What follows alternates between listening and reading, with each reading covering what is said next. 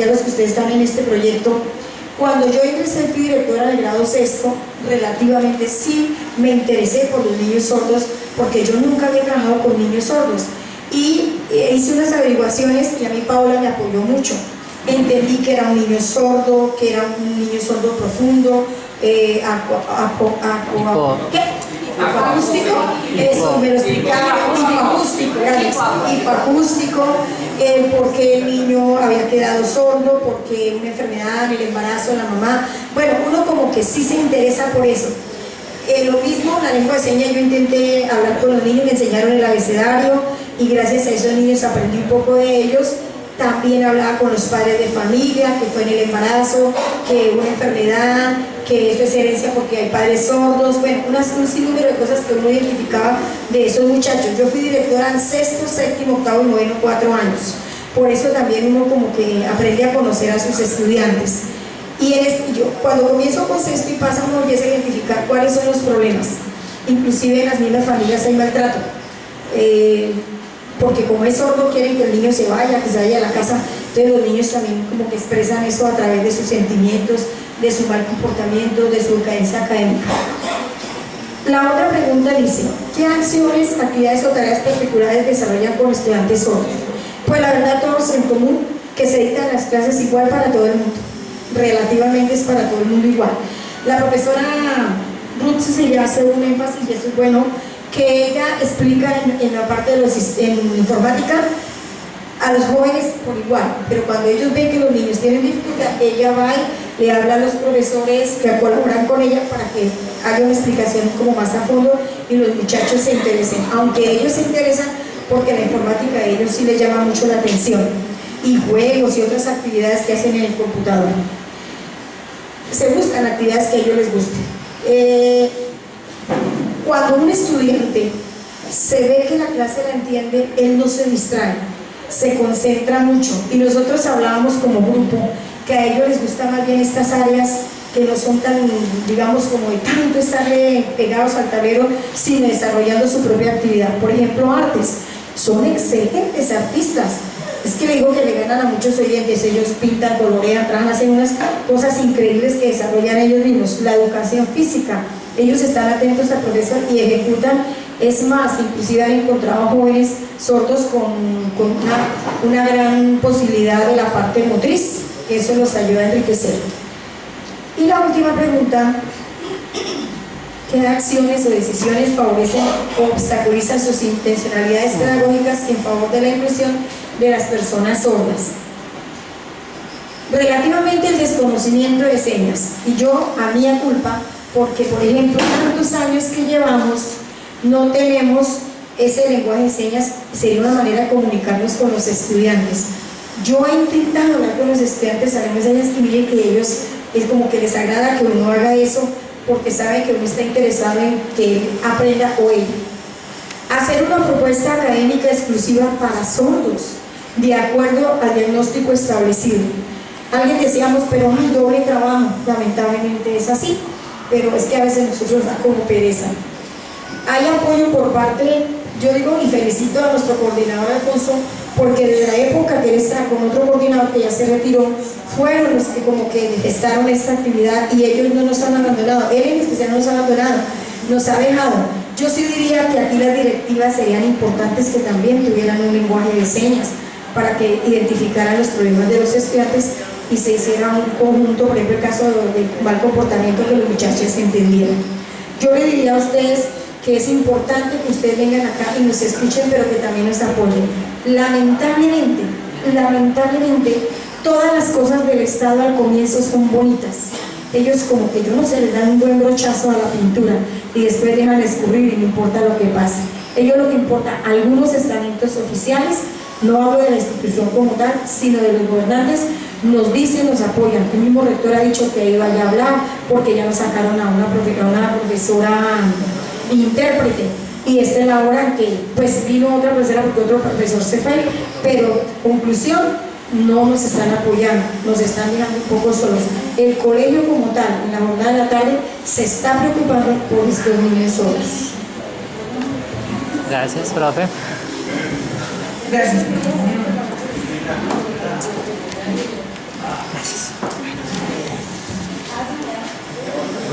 todos. El grupo de nosotros obviamente es el grupo de los intérpretes. Respecto a la primera pregunta que habla sobre qué inducción o qué orientación tuvimos en cuanto al trabajo con nosotros, pues le comentamos que la mayoría de nosotros aprendimos la lengua de señas por gusto, porque nos agradaba hablar con personas sordas. En mi caso personal me parece un idioma muy rico, muy atractivo, en el cual uno puede expresar muchas situaciones y vivencias. Muchos de nosotros ya manejábamos la lengua de señas cuando empezamos a trabajar. Sin embargo, tuvimos que ir a hacer unos cursos en FENASCO, que son los cursos básicos.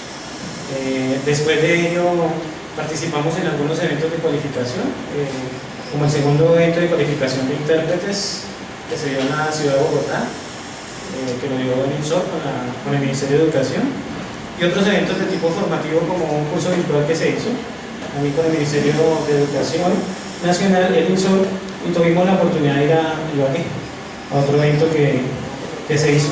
Desde esa fecha, pues no, lástimamente pues no hemos podido tener más formación, porque pues empezamos a laborar y las fechas de trabajo y las fechas en que se organizaron estos eventos no nos favorecieron. El segundo punto, pues comentamos que la mayoría de personas, estudiantes sordos, pues han iniciado su proceso formativo aquí en el colegio, vienen desde primaria.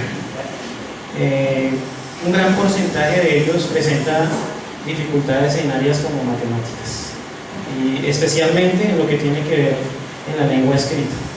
Cuando se les exige a ellos que contesten sus evaluaciones redactando, ellos se ven en graves aprietos, porque les cuesta mucho trabajo, y todo lo que tiene que ver con la lectura.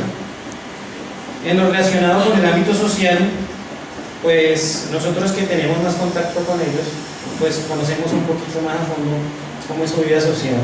Sabemos que muchos de ellos provienen de una familia pues de clase social baja. No todos, pero la gran mayoría. La gran mayoría de esas familias son monoparentales, solo tienen un padre de familia, son hijos de padres separados. Les ha afectado bastante esta situación. Muchos de ellos pues expresan eso, ¿no? Uno puede percibirlo. Y aparte, pues los padres no manejan la lengua de señas. O sea que el único espacio que tienen para comunicarse y sentirse a gusto es aquí en el colegio, porque en sus casas realmente pues no pueden tener acceso a la información o a lo que hablan en sus familias o en su comunidad. El acceso a la lengua de señas de la mayoría de ellos ha sido tardío. Ellos comentan que aprendieron la lengua de señas en el colegio, la gran mayoría. El tercer punto, ¿qué acciones o actividades o tareas realizamos habitualmente en clase con estas dos poblaciones? Pues nuestra principal tarea es la interpretación de español a lengua de señas y de lengua de señas a español.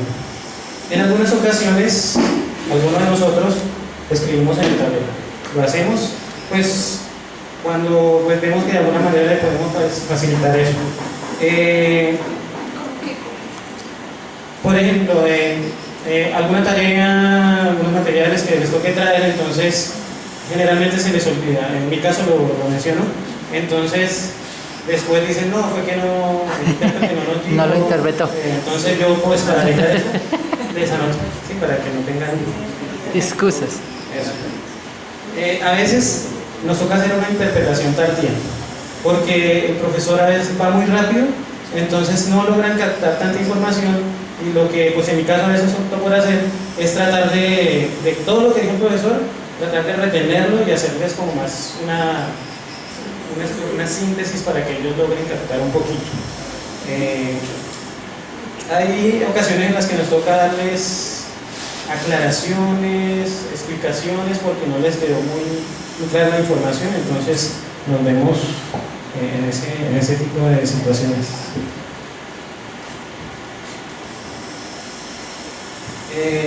El punto número 4, ¿qué acciones o actividades o tareas particulares desarrollamos con los estudiantes sordos? Tenemos en la mañana un servicio que llamamos servicio de biblioteca, que lo hicimos así porque inicialmente era en el espacio de la biblioteca, pero realmente ahorita no hay biblioteca. Entonces lo que hacemos es que ellos traen sus textos de todas las áreas que ven. Entonces, lo que realizamos es interpretación de esos textos. Los interpretamos. Cuando ellos tienen exposiciones, ellos nos traen la información, nosotros les ayudamos a preparar la exposición en lengua de señas, y hacemos acompañamiento también en las tareas en biblioteca, como en algunos casos matemáticas, se les dificulta bastante, entonces les prestamos ese servicio de acompañamiento o tutoría, si se podría llamar así. Pues al inicio de este año lo hacíamos cada intérprete 2 veces a la semana en la mañana, pero hace poco se nos fueron los intérpretes. Entonces, ¿qué estamos haciendo? Vamos un día en la mañana a la biblioteca, prestamos ese acompañamiento. A veces nos vemos a gatas, por lo menos en mi caso, porque yo tengo varios cursos con matemáticas, 2 cursos con economía, entonces, y pues realmente soy como el que manejo esa área de interpretación. Entonces todos acuden a mí, pero no les puedo dedicar mucho tiempo, entonces es complicado. ¿Por qué lo dejamos un solo día? Porque no, estamos cubriendo los espacios de los 2 intérpretes que se retiraron o se fueron. Y pues respecto a eso, las acciones o decisiones, algo que nos ha afectado es eso, la falta de los 2 intérpretes que teníamos. ¿Señora? Ah, sí, eso lo hicimos durante un tiempo, sí, perdón. Ahorita estamos cubriendo uno, sí, es correcto. Entonces ahorita nos hace falta un intérprete, ¿sí? Eso dificulta un poquito también porque nos toca cubrir el espacio de él. Entonces, realmente cuando nos toca hacer reemplazos, uno a veces llega a la clase y ¿pero qué están viendo? O tienen exposición, uy, pero ¿de qué están hablando?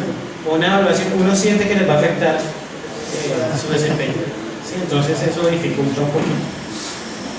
También la ausencia de espacios para socializar y evaluar el servicio de interpretación.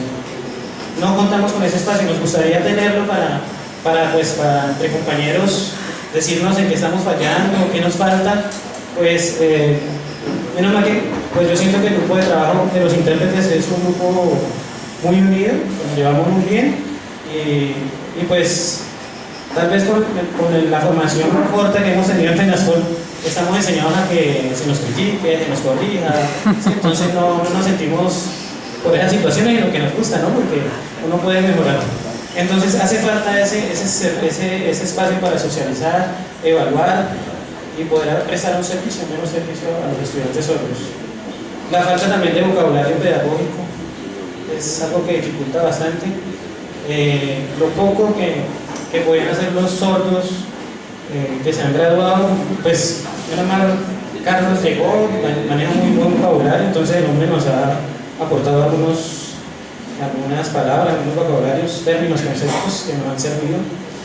Espacios también para poder preparar el servicio de interpretación con el profesor, pues debido a todas las situaciones, pero realmente nos sentimos muy contentos. En mi caso, me gusta trabajar con nosotros, trato de ponerme en el zapato de ellos, los entiendo en muchas situaciones. Y bien, aquí seguimos. Listo, gracias. Gracias.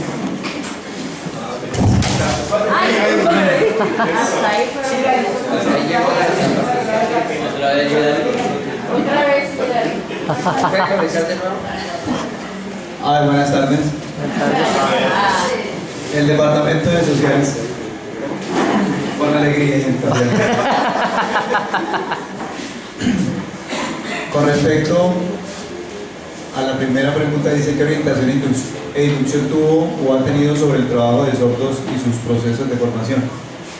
El grupo ha contestado lo siguiente: para ese primer punto nos encontramos divididos, ya que hay 3 compañeros que estaban en la institución y a ellos llegó el programa.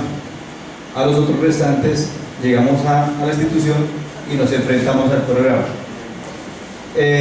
Los 3 docentes señalan que recibieron inducción básica correspondiente al alfabeto de señas, luego con respecto a unas pasantías, unas visitas a Bogotá, a las instituciones Jorge Eliezer Gaitán, Ciudad de Panamá, mientras los otros no hemos recibido ninguna clase de capacitación.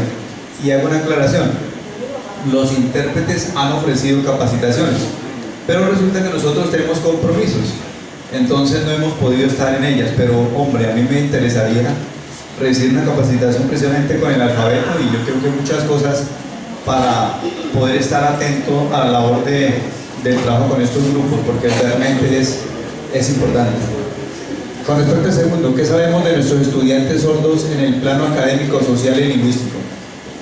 En lo académico han hecho un recorrido, la mayoría cursando la básica primaria en la misma institución, y esto ha venido a ampliar el trabajo que se ha hecho con su experiencia de inclusión con respecto a la gran deficiencia del manejo de la lengua de señas.